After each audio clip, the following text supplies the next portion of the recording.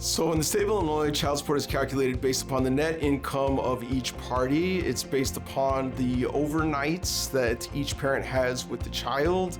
And it's based upon comparing what is the net income of one parent with the other. And then it's put into the algorithm of the states to determine the proper amount.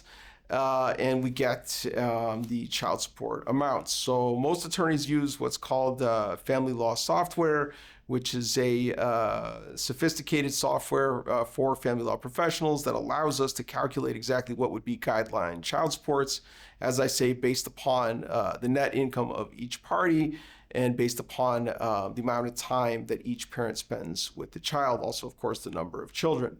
And finally, there are deviations that are permitted from the guidelines child support amount based upon specific needs of the child.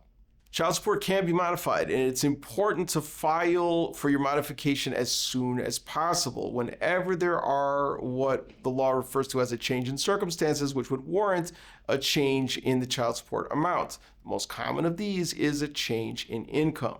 If one party starts, if the payor, the obligor of child support, starts earning much less or much more money, for example, then either party can go to court and request a modification. Now, as I say, this modification needs to be filed as soon as possible because any modification of the support amount is retroactive to the date of the filing of the petition for modification.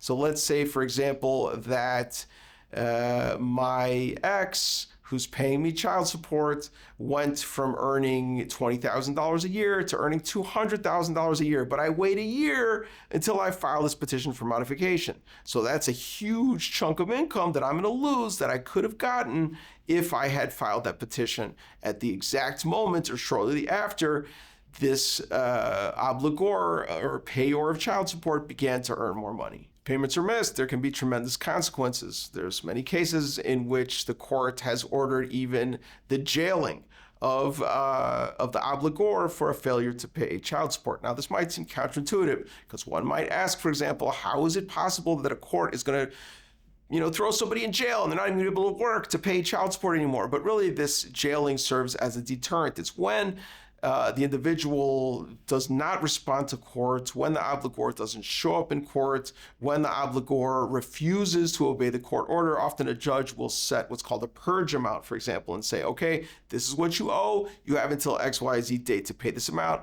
Otherwise, by then, if you don't do it, you're going to jail. So it's really important to enforce child support orders by making sure that you have all of the information necessary to determine the income and assets of the obligor.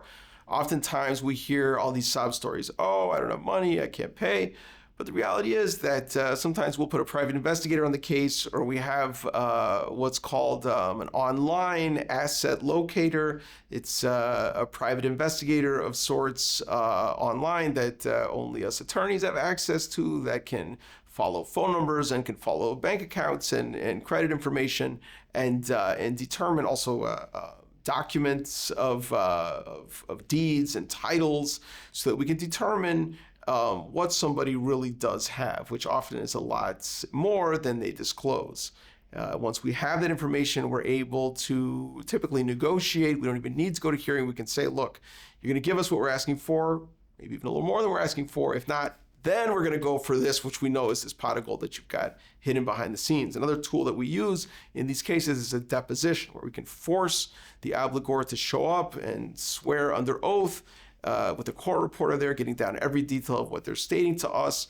And we interrogate them regarding their assets, their income, lack of payment in the past. And this is a very powerful way. Even sometimes just the threat of a deposition can force the other side to give in and pay what they need to pay.